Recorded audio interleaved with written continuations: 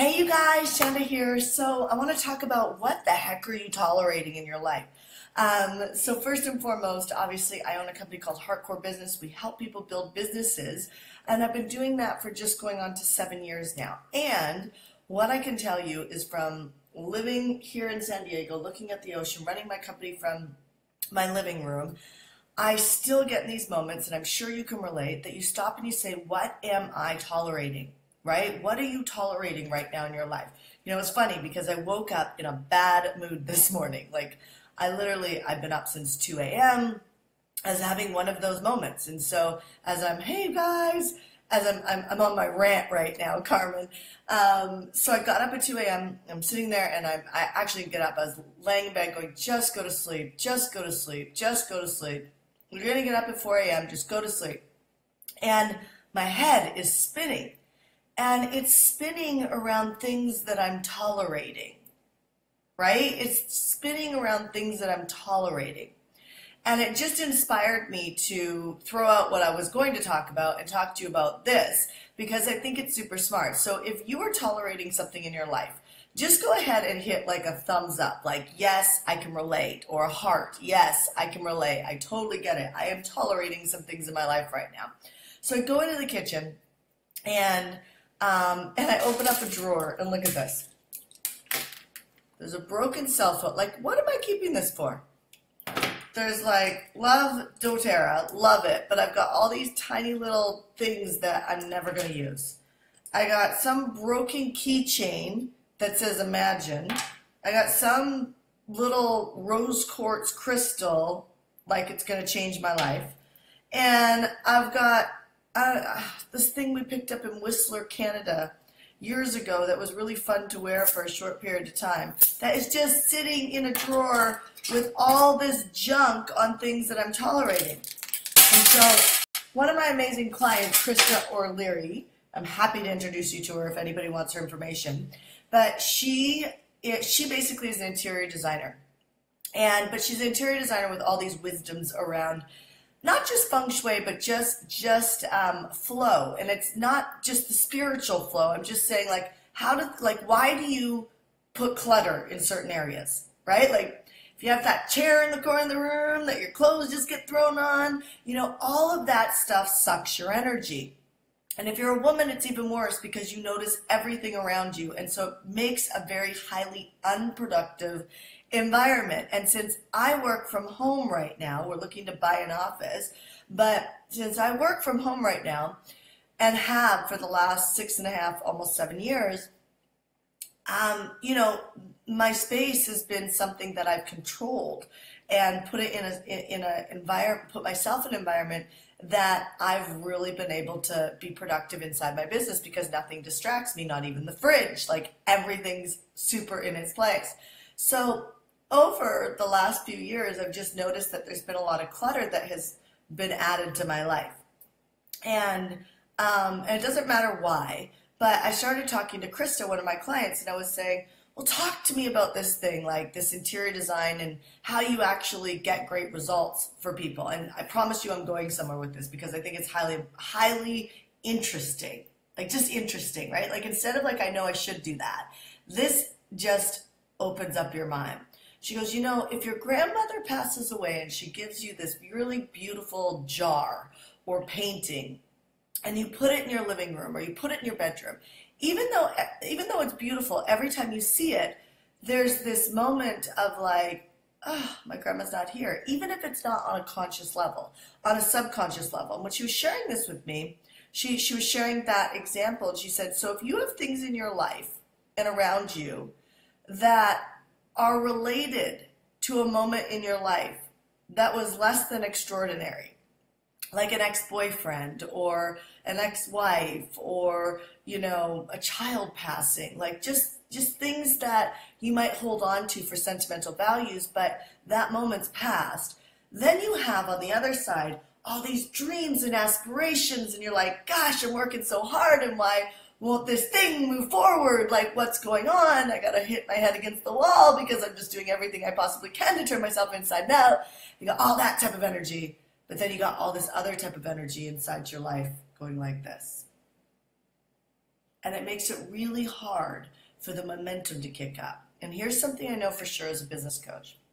And I have coached thousands of people at this point. I've coached over 3,500 people at this point, and to build businesses in all different industries. And here's what's crazy. The ones who make it manage their mind. The ones that make it manage their mind. I just had one girl that I've been chasing for a while, and I think she's the biggest rock star. I mean, I saw her at an event, and I was like, this girl could be something. However, I literally just found out that, she's wanting to pull out of her contract, and this has nothing to do with her. But I still really believe in her. But I've been chasing her and chasing her and chasing her to try and get her to show up. But the emotional weigh down is something that she's constantly dealing with, and it prevents her from making a decision. Here's why I share this with you. What are you tolerating in your life right now that's giving you weight, that could possibly have you give up on something that really is the right thing, that you shouldn't be giving up on, but you don't have the bandwidth to actually execute it? That when you wake up in the morning, you're frustrated because you're thinking about, or you had a bad sleep last night, and you're thinking about all the things that you're tolerating. So I thought, grab a piece of paper and pen. Just grab a little piece of paper and pen. And I'll give you a second to do that. And if as you're doing that, just ask yourself, what's keeping you up at night? Or what's throwing you into a tailspin throughout the day? In other words, what's frustrating you, right? And let's just write, all of us, me included, let's just take 30 seconds and just brainstorm. And just do this with me, because you know what happens? You get off this Facebook Live, you think you're going to do it, and some of you will, and many won't, because you're going to get busy, and there's a part of you that doesn't believe that this will actually work. And so if you want to see something work, put it into action quicker. Fail faster. Fail, fail, fail, fail, fail, fail, fail, and then you will succeed. So success is a collection of all these failures. However, if you're failing slow because you're tolerating so many things inside your life, then that defeats the purpose of what you're up to in life. So let's just take a moment and start writing down, what are the things you're tolerating in your life, okay? And if this is helpful, just give me some hearts. Go ahead and start writing.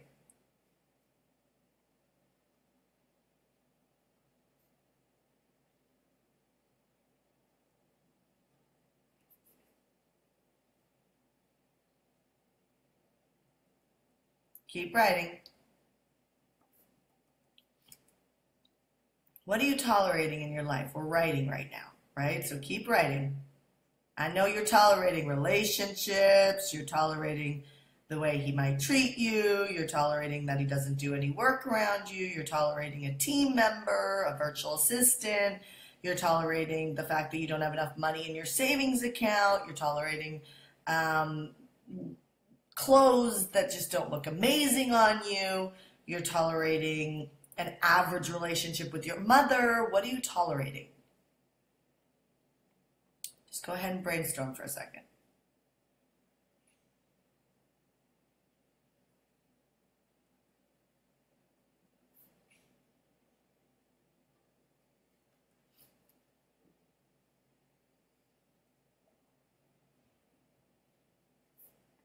Okay, now ask yourself, what are you going to do about that? What are you going to do about that? Right? So if you're just joining this Facebook Live, we're talking about what you're tolerating. We just brainstormed what we're tolerating. I definitely recommend you go back to the beginning of this later on today and watch it. It's only a few minutes in, but we've done a lot in a few minutes. And so what are you tolerating? So now what are you going to do about it? Right? What are you going to actually do about it? Cheers, you guys, with your coffee and your tea. I wish I could see you. You could always post pictures of your coffee, tea, or shake. So what are you going to do about it? So I'd love to hear a couple things that people are tolerating. It's bold to put them out there, but just go ahead, be brave, put them out there. When you're willing to actually acknowledge it and publicly acknowledge it, you put yourself in a position where it no longer has, strength over you or fear over you, and you can actually do something about it. So go ahead and just post. I want to read a couple of them. What are you tolerating? And then I want you to be writing, what are you going to do about it? Good morning, Lisa Winston. Not doing my work at 100%, Carmen. Yeah, I get it. Is she the only brave one? Not enough money to feel secure. Yeah. I'm tolerating not bringing in revenue every single day. Yeah. Telling my major is my VA. My minor is laundry. Yeah. My minor is that dishes. I woke up to dishes this morning. I hate waking up to dishes. Awesome. Okay, so there's a few of you guys who posted and you shared. I recommend that everybody does it. I think it's important. I mean, if you can't admit it or put it out there, then, you know, there's a part of you that's still not playing big enough, and that's the honest to God truth. If you can't just put it out there, you're not playing big enough, right? I don't care what you feel like. Commitment has nothing to do with feeling. If you're worried about what people are going to say because of what you're tolerating on this thread, like, get that shit out of your head. Like, be that transparent, powerful person that just says, all right, like, this is what I'm tolerating, honestly. And there's nothing wrong with me. I'm not a loser. I'm not this. I'm not that. It's just time to clean that stuff up, right? So you don't want this crazy clutter. Like, I was showing you my broken cell phone and all my little doTERRA things and broken keychains. Like, seriously. So when I look at tolerating stuff like that, what it looks like is me bringing somebody in to just clean all that out, because I'm not going to do it. Right? So not only am I not going to do it, I'm not good at that stuff. And I want to spend a whole day doing decluttering my space, right? There's people who actually do that and do that well for a living. So, you know, lack of money, lack of belief that my business will work, not enough sleep, clutter in my office, etc. Yeah, my family not pitching in enough. Becky, that's great. I think that's really bold of you to say. Now, like, what would it look like if we clean those things up? Like, so like, Becky, like, what would it look like if you had like a partnership meeting with your family, right? Like, I've just found that one of the biggest reasons why things haven't worked in different areas of my life is because there's no rules with them, right? Like, the human spirit loves rules. We love rules. I know it sounds crazy, but if you don't like the word rules, let's say structure, right? But like, I have a rule that I don't speak business after dinner time. I have a rule that my phone goes off for business at 4 o'clock. You know, I just have these rules. And not that people don't push into them, because they do, but you just keep holding the line and holding the line and holding the line. And what happens is eventually people merge to your rules. And otherwise, you're going to keep trying to fit into everybody else's unstructured life, right? And so it's not their fault, or if you have people connected to your tolerations, right? Let's not put the blame on them. Like, that's not the point of this Facebook Live. It's not about you putting the blame on the people in your life that you're tolerating, or the VAs or things like that. It's about stopping and asking yourself, you know, how do you clean this up? How do you have a toleration conversation? What does it look like if you don't tolerate that? And that's the most important thing that you have to get to. So on all the tolerations that you wrote down, ask yourself, what does it look like if this toleration is not there anymore? So what does it look like if your family kicks in? Catherine, what does it look like if you're not tolerating for lack of money inside your life? What does it look like, Lisa, if the boundaries issue was not a problem for you? So what does it look like, right? I love the way Dan Sullivan does this. If you don't know who he is, he's just a great systems coach. And he basically has a self-managed company, which means that he's tolerating very little, right? So is that possible? Is it possible to have a company of people who really know what they're doing and are rocking it out, and you're not tolerating things falling through the cracks, right? Yes, it's totally possible. But first and foremost, have you articulated these things to the people in your life and even to yourself around what does it look like completed? What does it look like in excellence? What does that actually look like? Because a lot of times we don't know that. And the people in our lives don't know that as well. Like when I got up, my Ash made dinner for us last night, and it was really sweet. And I woke up to dishes because he's messy. He's just messy and stuff like that, right? I'm super organized and detailed. He's not, right? Which is so funny because he's an analyzer. But when I woke up this morning, he had put all the food away. He'd made sure like none of that stuff was on the counters. but then there was like an overflowing sink of dishes. And so I did them this morning because I just won't do well throughout the day if I'm working in that environment. So I did them. But the first thing I was like, oh. And then I thought to myself as I was cleaning it and I was feeling like in a bad mood, I thought, I've never articulated to him that it would be great if he would actually just put the dishes in the dishwasher or if he would just wash them. Like, I've never given that request before. I just assumed that he knows that I don't like clutter or dishes, that he would do it. But I didn't, and never have, actually asked for that to be done. And so I've recognized that over the years with my team members, with my friends. I have friends in my life that need me to connect with them on a regular basis. They need it. If I don't, they think that I am a poor friend. I have other friends that it doesn't matter if I don't talk to them for a year. It's like nothing's passed when I meet them. Who's right and who's wrong? That's not the point. The point is how are you communicating these tolerances in your life so that you can have the things you want? So my friends that need more connection from me, because I want them as friends, I give them more connection, right? Like I give them more connection because they're valuable to me. I would rather not lose the friendship because that would be a toleration for them to not talk to me, right? So my point is this goes both ways. However, your tolerations will absolutely, completely steal your productivity and your happiness. And if you're finding yourself in a space of overwhelmed, frustration, or anything in that energetic space, then I'm telling you, you're tolerating too much. Because we can handle a little bit of a toleration, but we can't handle big, huge chunks of it. Otherwise, things will start to get really chaotic. Okay, so, Coffee with Shanda. Woo! Thanks for the rant. Let's answer some questions. What's your question on your business? Let's have some fun. Shift a little gears here. Good afternoon, Bridget from Denmark. How are you? I love all you early morning birds, except for you, Bridget, because you're in the afternoon in Denmark. The rest of us are up at the crack of dawn. Okay, so do you have any questions, you guys, on your business that I can give you guys some answers?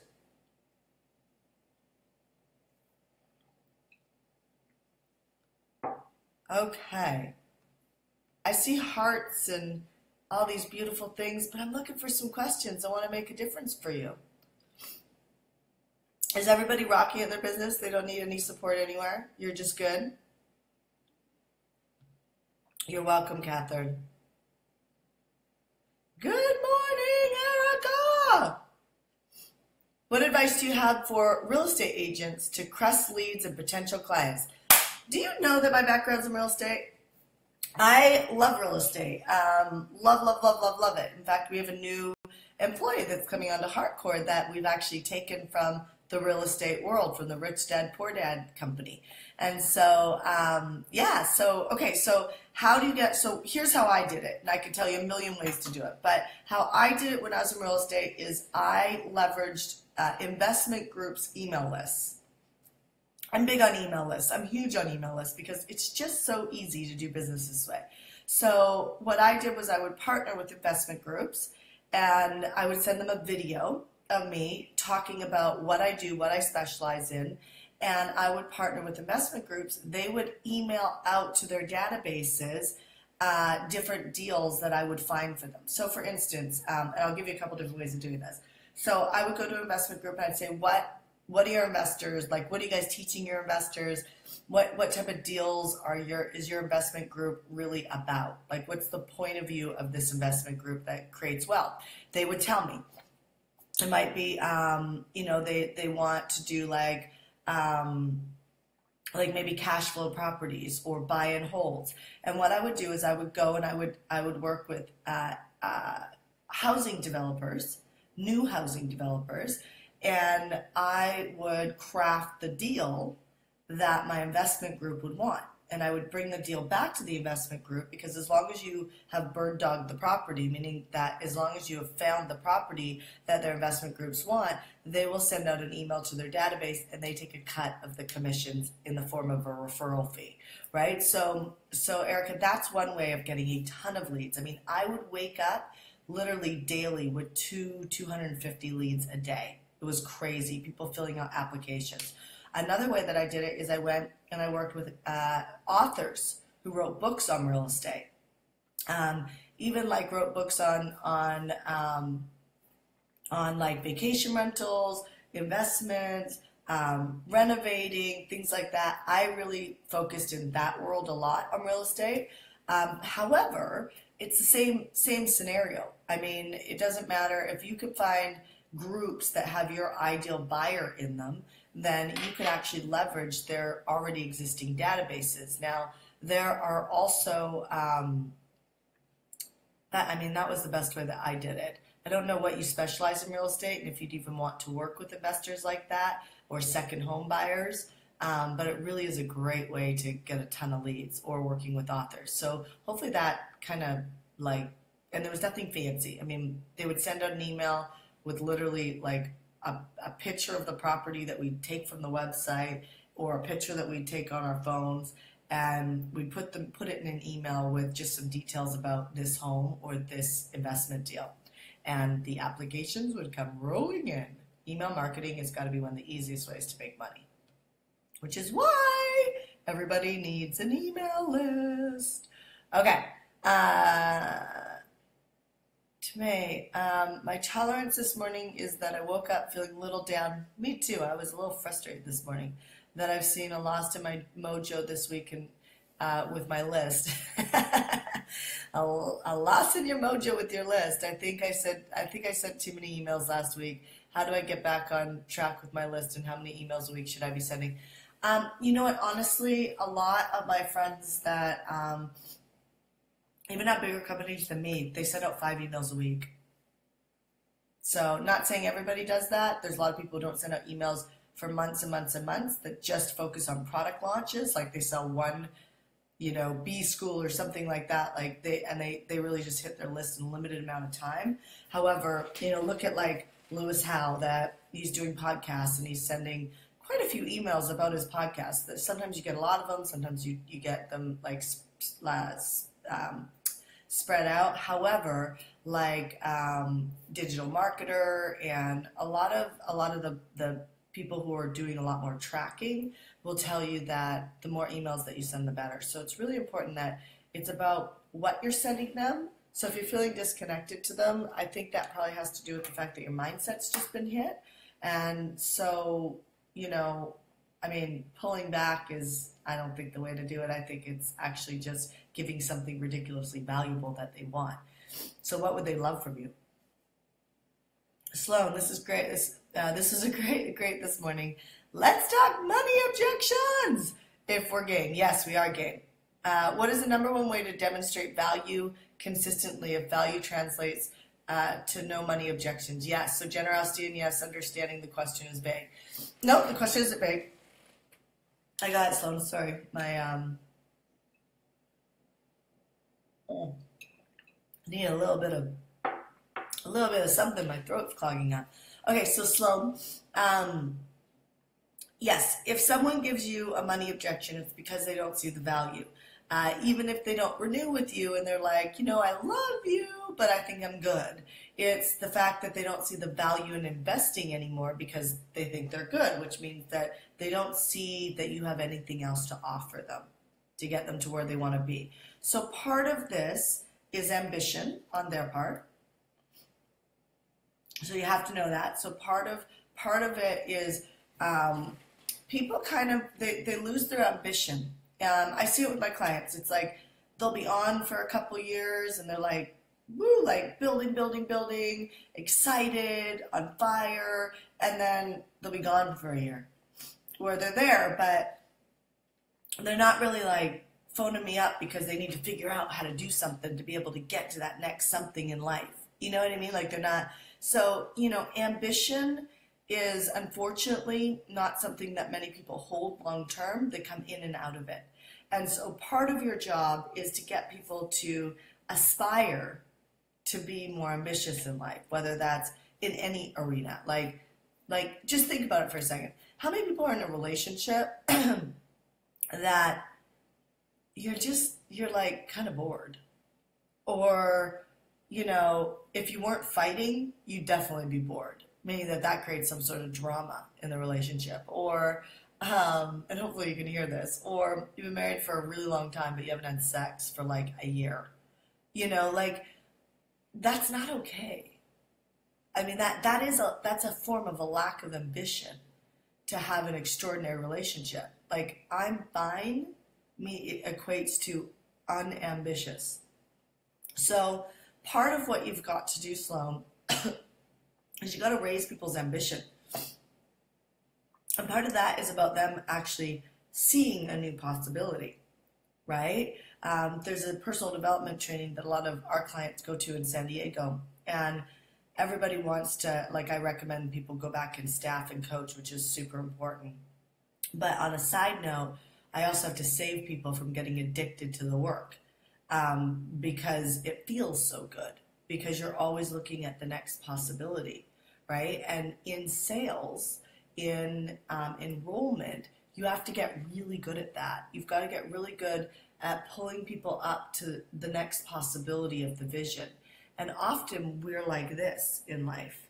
And so you've got to just like lift their heads a little bit and let them see that there's a whole world out there. And why would you waste another breath on fine, right? Don't be average. And so part of your job is to get them so inspired and dreaming up here in the area of new possibility so they stop doing this. So that's one aspect of determining value.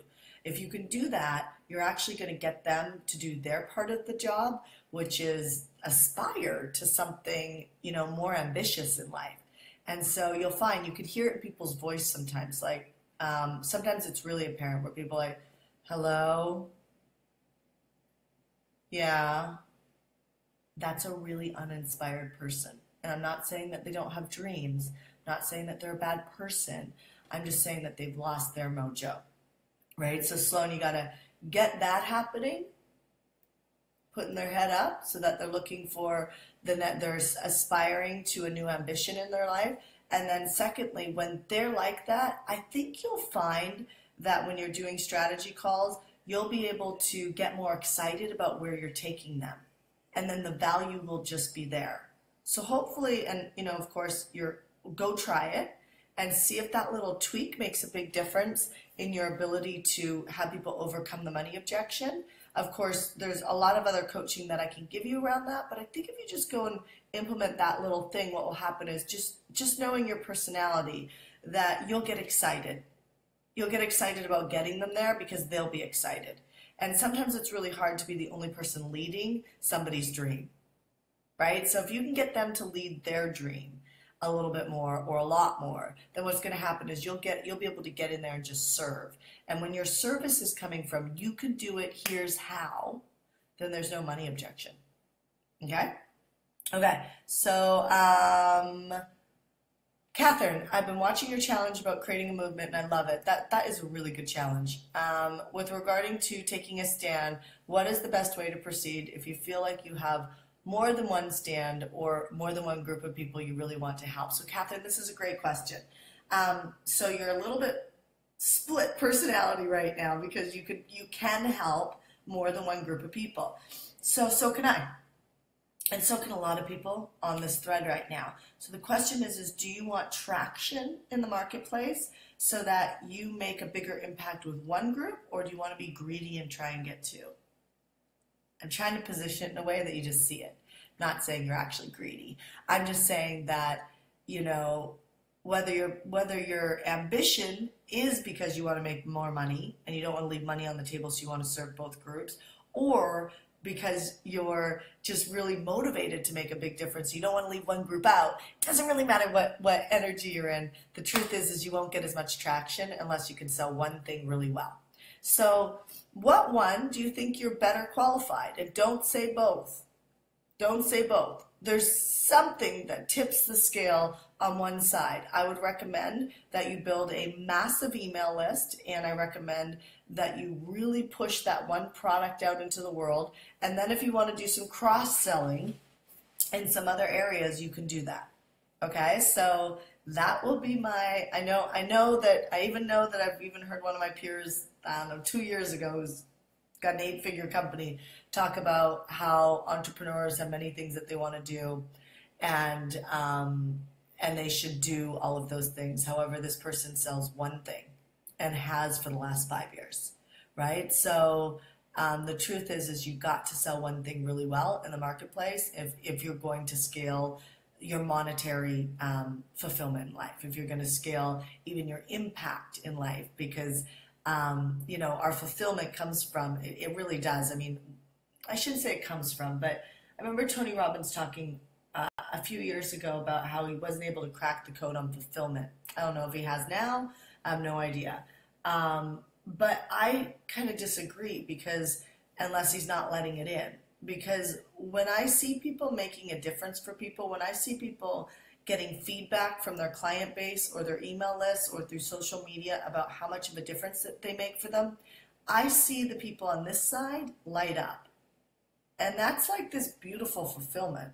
Like, it's like, I actually did something that made a difference for someone, right? Whether you get paid for it or you don't, it makes you feel good unless you don't let it in. Okay. Hey, Alex. Good morning. Nice to see you. How do you find your leads? So Bridget, Bridget. Oh, I'm bad with that. I'm sorry if I'm butchering your name. We build email lists. It's just I recommend it. It only takes 60 to 90 days to do it. We do it through interview series. We get influencers to actually endorse us. And through influencers endorsing us, just like when I was in real estate, I would have the investment groups who were influencers endorse me, right? And when they endorse you, you instantly get a big hit. So I did this with our PACE Club yesterday. I have a group called PACE Club, Profit Acceleration Club for Entrepreneurs. And in PACE Club, I teach people how to build email lists and how to sell to them. We have another group going in July, if you're interested. But here's what's interesting. In the group that's going through right now, there was one guy who told me that he built a 4,500 person email list. Okay, he's blown away. He's like, I'm just shocked that I did that. And I said, here's what's amazing. Out of 4,500 email leads, meaning that people opted in to get to know him and his product better, out of 4,500, if he paid $4 a lead, okay, he would have paid $18,000 for that, okay? However, $4 a lead, meaning that you have a Facebook team running some ads, $4 a lead is really a good price point. Like, you've got a great team, then you've got average teams that charge like $2,000 a month to like run your ads for you, or $1,000 a month to run your ads for you. And they don't get the same numbers. They just don't, right? Not buyers. And so a good team, like my team, cost me $7,000 a month to run my ads. Okay, I'm giving you real numbers. So now if you think that this client of ours, who built 4,500 people in our PACE Club, he would have spent $18,000 on Facebook ads for that if he got $4 a lead, and he probably would have taken him 3 months with a good team, like a $7,000 a month Facebook team. That means that would have been $21,000 that he would have paid in 3 months for a Facebook team. Now let's just add the $18,000 to it. That's 39 grand that he would have spent in the last 3 months to be able to build his email list. Do you know what he spent? $700 a month. Okay, so if you want to ask me, Bridget, where you actually get your leads, you do it the way that we teach our clients, and that's through getting influencers to actually endorse you. And you don't have to be anybody to have this happen, meaning that you just need to follow the system. So anyway, that's my go-to on that. So many people are blogging and putting up like, opt-in boxes, which is great, but it just takes so long to grow that way. And I don't know about you, I'm just not interested in you going broke along the way of trying to build a business. Okay, so great question. Okay, Lisi, hopefully I'm saying your name, Lisi. I'd love you to talk about pricing programs. I have a 6-week program that is a one-on-one that is one-on-one coaching, 1 hour a week that teaches time management and organizational skills. It's a very intensive course, and it lays the foundation for success in wherever you're pursuing. I've been coaching clients through a course for several years now, and I made some additional improvements and want to relaunch it. It continues to have difficulties around pricing. My programs, even after years of coaching, help. Yes. Okay. So let me help you on this. So first and foremost, I just want to make sure I'm sure about this, but if the 6-week program is like you're coaching, well, you're saying you're coaching one-on-one. I don't love 6-week programs for one-on-one. If you're doing a 6-week program that is a group program that then becomes an information product, then that's different, meaning that you tape it once with a small group of people. So here's my advice to you. I actually recommend, and I know there's a way. Okay, I actually recommend that you make this product an information product. And I'm speaking a little bit off the cuff because I just know I could show you how to convert that into an information product that actually made a good difference in people's lives. Maybe not the same as working with you privately, but working with you privately. So for instance, if you're being worked with privately, you should be charging probably somewhere in the neighborhood of $25,000 to $35,000 a year, right? Especially since you know your craft, you've been in it for a long time, and you should have the system built out so it's a consulting gig where you're working with them, let's say on a project base, and then have some sort of implementation plan with it, right? So again, I don't know the complete details of what you're doing, but you're not scalable if it's 6 weeks one-on-one, right? It's not scalable. And you might think, well, I'm not getting enough people right now.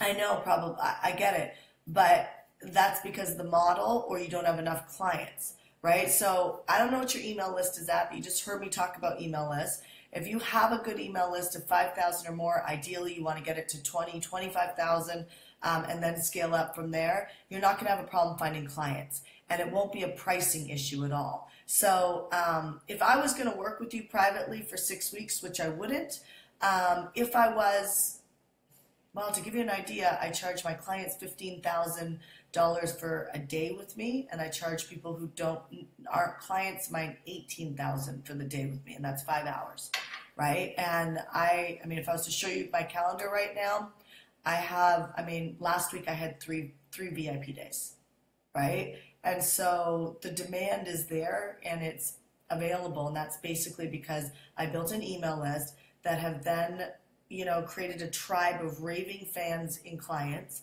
and then out of that client base, they know the value. I know it's not something that we really have to push or sell. In fact, it's over demanded right now. And so with that being said, a one-on-one space for you, I just think your conversation on this product should be information product. And then from the information product, you could do that through product launching, where you have other people actually email to promote that product, or you could simply build an email list, and it's the easiest to sell to your own personal email list, even than selling to somebody else's email list, right? So if you just built an email list over the next 90 days, then I'm telling you, you're just not going to have a challenge with that. And I would change it into an information product. Teach it once to, let's say, a small group of, let's say, 15 people.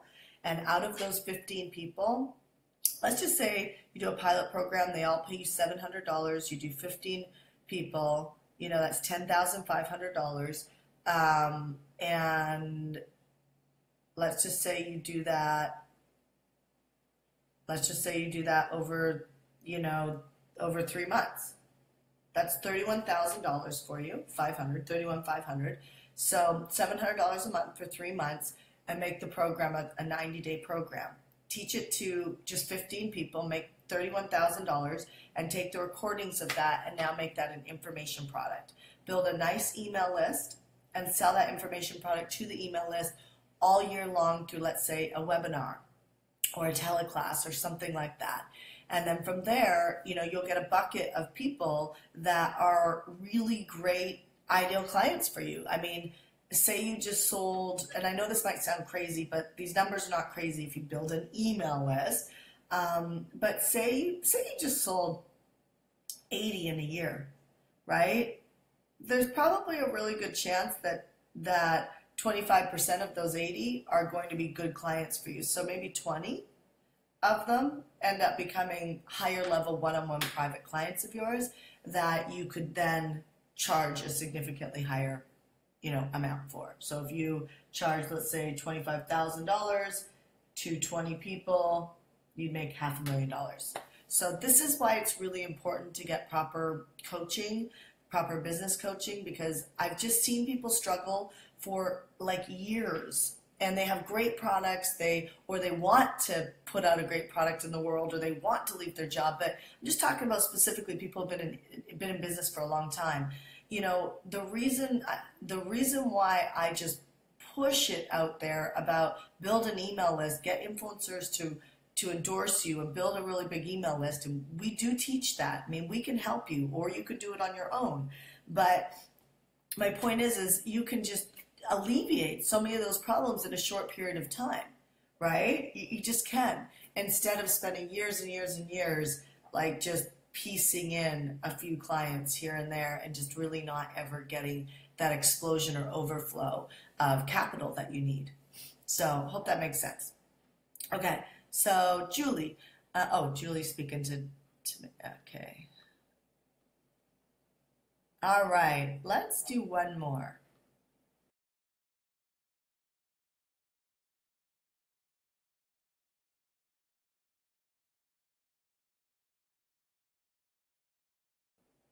Oh, there I am. I was like, it was searching for you. Okay, let's do one more, and then we'll close up for this morning. Okay. Hi, Shanda. Hi, Anna. I'm an expert in nutrition, spiritual movement, yoga, meditation, and I have a master's in architectural design. Awesome. I'm transitioning into coaching where I bring in a spiritual component into these areas of life. I want to use all areas of life because the combination is what makes me unique in the marketplace. I'm wondering if I'm niched enough. No, I have no idea what you're doing. Sorry. No, it's confusing. So, so which one are you standing for? Right? Like, so are you going to be a nutritionist? Are you going to, I get how you could use like architectural design and yoga and spirituality. I get how you could use all of that, even being a nutritionist. But when you wrote all of that, I'm totally confused about what you do. Sorry. So, so if I'm confused, other people are going to be confused, and confused mind does nothing, which means that you're just going to have a hard time making a difference, going to have a hard time filling up a bank account, right? So it's okay. So I'm super spiritual. I read the Bible. I've read A Course in Miracles. I studied it for a few years. I do endurance sports. I'm a mom. I did real estate, like you did architectural design, but I don't really bring my real estate into my business. Now, don't get me wrong, how I figured out that email lists were so powerful, and how I figured out that having a captured audience was the difference in making a ton of money really quickly, was because I figured that out in real estate, because I needed buyers in real estate, right? But I don't bring in like what I learned in real estate per se into any sort of dialogue around my business, right? Like I just take pieces of it, and I'm a business coach who specializes in building audiences. Do you get what I'm saying? So it's really, really clear. People can understand if you need an audience, you need buyers, you need clients, you need reps, you need whatever that looks like. If you need anybody to buy what it is that you want to sell, then I'm your girl, right? And that's what the whole marketplace knows. Now, Marketing Mastery knows that I also do events. I also teach them how to make offers. I teach them how to do storytelling. I teach them how to create their masterminds. I teach them how to, structure their masterminds. I bring in my peers to teach them how to do different business models and copywriting, there's a lot of other things that I do to help people structure and build and scale a company. However, the marketplace knows one thing, and that is that I'm known for helping people get audiences so that it lifts their businesses up so that their cash flow, their bank accounts are full. Does that make sense? So Anna, you got to get known in the marketplace for one major thing. So I know that all of that influences it all and makes you different, but you need to tie that story in a way that it's going to one clear objective of, like, if you're a nutritionist, then what makes you different from other people? I know you're saying it's all this stuff, but like, why? Like, what does all that stuff bring you to, right? Like, what is it, like, what's the value of that? And if we have to think about it, or we're confused about how that matters, then that's going to prevent somebody from clicking to buy. Okay, so with that being said, all right, you guys, good morning. Have a fabulous day. Please, if you joined this Facebook Live a little bit late, go back and just listen to the first 10 minutes. I'm about to stop the Facebook Live, but go back and listen to the first 10 minutes because I talk about tolerations, and I think it's critically important that you alleviate them in your life. What are you tolerating? How do you stop tolerating it so that you can become more productive and definitely more happy? And so have a great week, and I will talk to you guys tomorrow. Bye.